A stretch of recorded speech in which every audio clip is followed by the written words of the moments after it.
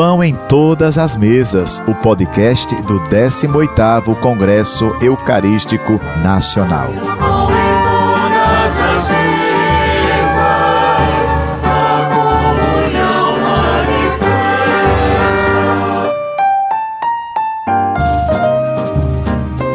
Olá, sou o Padre Damião Silva. Estamos começando o nosso podcast.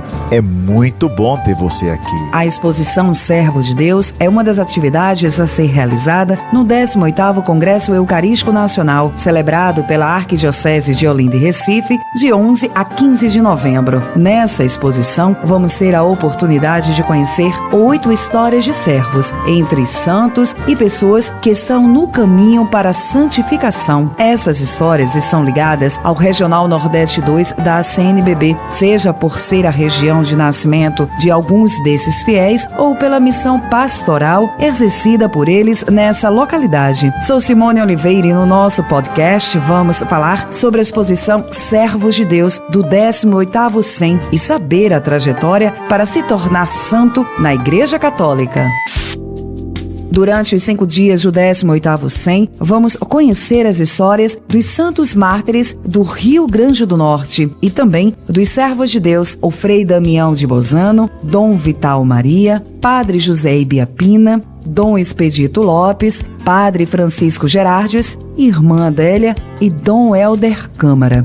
Salvo os santos mártires que já foram canonizados pelo Papa João Paulo II no ano 2000, os demais servos de Deus estão no processo de canonização. De acordo com o Catecismo da Igreja Católica, a santidade é a fonte secreta e a medida infalível de sua atividade apostólica e impulso missionário. Para se tornar um santo, 3 condições são consideradas pela Santa Sé no Vaticano: a martirização, a comprovação de um milagre ou ainda o decreto do Papa. Para cada causa é escolhido um postulador, cuja missão é investigar detalhadamente a vida do candidato e conhecer a fama de santidade. Frei Josiel Gomes, postulador da causa de Frei Damião de Bozano, Dom Vital de Oliveira, Irmã Adélia e Dom Helder Câmara, além da assessoria dada a Dom Expedito Lopes, diz pra gente o que é um milagre. O milagre é algo que a medicina ou a ciência não explique. Quando alguém relata que foi miraculado, a gente escuta testemunho, a história, o relato da pessoa ou das pessoas envolvidas para ver se realmente há sinais de ser considerado milagre, porque tem que ser algo que a pessoa pediu e realize dentro de um breve tempo, não pode demorar. Tem que ser algo duradouro e que não tenha explicação. Para você entender, e pode citar isso como exemplo, o caso do milagre de Santa Dulce dos Pobres, não é? Aquele homem, aquele senhor que era cego em decorrência do diabetes e há 10 anos estava cego. E segundo a ciência, a medicina, ele não tinha condições nenhuma de voltar a enxergar, até porque ele já estava cego há 10 anos,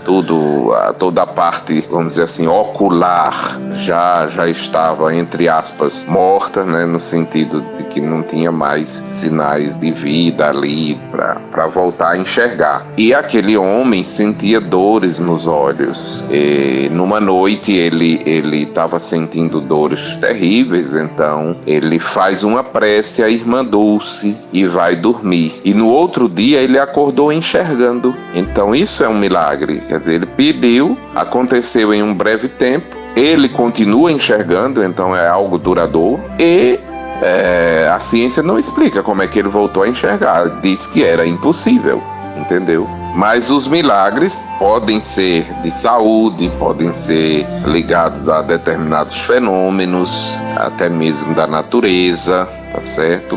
Contudo que tenha estes aspectos, que seja tenha ocorrido num breve tempo após o pedido, a súplica, que seja duradouro, permanente e que a medicina ou a ciência não tenha explicação para aquilo que ocorreu e da forma como ocorreu. Isso é o que a igreja considera um milagre. O religioso explica como a igreja realiza o reconhecimento da ação milagrosa. Quando alguém diz que foi miraculado e nos procura, se é um caso de saúde, por exemplo, a gente pede todas as comprovações, os exames médicos. Se a pessoa foi internada, a gente pede o prontuário médico e submete toda essa documentação a pelo menos 2 ou 3 médicos da área que a pessoa teve um problema de saúde e médicos que não tenham tido envolvimento com o caso, para que eles possam dar o parecer dele. E isso aqui ainda no Brasil, vamos dizer assim.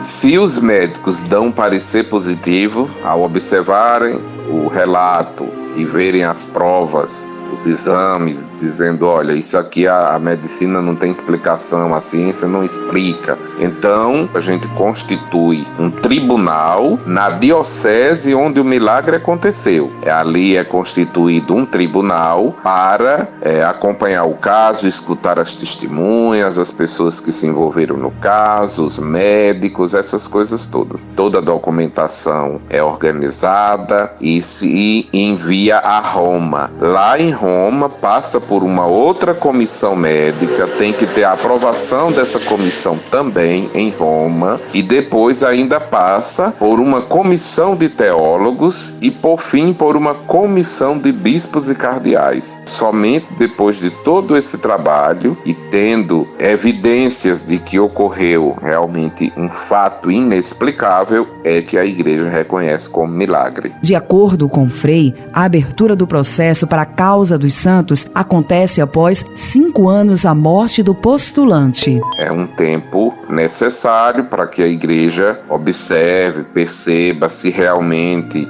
não foi somente uma coisa do momento ali, se a fama de santidade continua mesmo após a morte. Então, 5 anos após a morte, o bispo do lugar onde a pessoa morreu pode pedir para abrir o processo. Se for bispo de outra diocese, tem que ter autorização daquele bispo do lugar onde a pessoa morreu, entendeu? Quem tem direito é o bispo do lugar onde a pessoa faleceu. Então, 5 anos após, o bispo pode requerer de Roma o Nunc Lobsta, que é a aprovação para que o bispo diocesano possa abrir o processo na sua diocese. Quando chega essa autorização, aquela pessoa automaticamente já recebe o título de servo ou serva de Deus. Aí o bispo abre o processo, tudo isso, a documentação quando chega a Roma, então tem todo esse processo de acompanhamento, né, do relator, a elaboração da posício, passa por estas comissões de bispos e cardeais e teólogos, e quando, que é o que aconteceu com Frei Damião, se reconhece, o Papa reconhece que aquela pessoa viveu em grau heróico as virtudes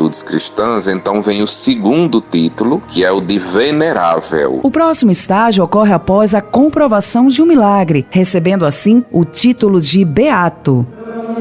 Depois da declaração de venerável, se faz necessário um milagre acontecido após a morte. Tem que ser algo acontecido após a morte da pessoa. Então esse milagre, após a morte, sendo aprovado, faz com que a igreja declare aquela pessoa como beato ou bem-aventurado. É o terceiro título. E um segundo milagre faz com que o beato seja canonizado e passa a ter um culto de veneração universal. O quarto título, que é o de santo ou santa, esse tem que ter um segundo milagre ocorrido após a beatificação. Quando houver a beatificação, tem que acontecer um segundo milagre depois para que ele seja declarado santo ou santa. Uma particularidade acontece com os mártires, pessoas que não negaram a fé católica, doando a própria vida como testemunho glorioso do reino dos céus. Alguns desses mártires, a exemplo dos santos mártires do Rio Grande do Norte e também de São José de Anchieta, canonizado como apóstolo do Brasil em 2014 pelo Papa Francisco, são santos sem terem milagres comprovados pela Igreja, como nos diz o Frei Josiel. Os mártires, eles são dispensados do milagre para a beatificação,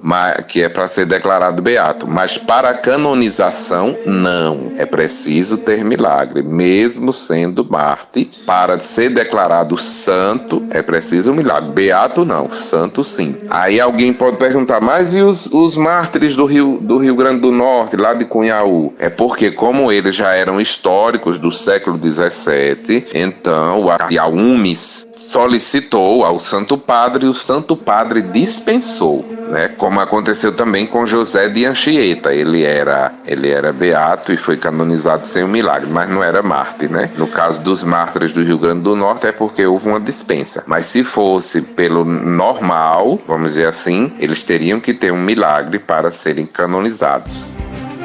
A exposição Servo de Deus será mostrada no hall do Teatro Guararapes, que fica dentro do Centro de Convenções de Pernambuco, em Olinda. É nesse local que vai concentrar grande parte das atividades do 18º CEM. De acordo com o Departamento de Ciências Sociais da Pontifícia Universidade Católica, a PUC de São Paulo, a Igreja Católica possui mais de 2.000 santos. Desses, 68% são de religiosos, como bispos, padres e freiras. Atualmente, o Brasil possui 37 santos. Encerramos aqui o nosso podcast Pão em Todas as Mesas. Saiba mais sobre o 18º Congresso Eucarístico Nacional através do site sem2020.com.br. Espero por você no próximo programa. Deus te abençoe.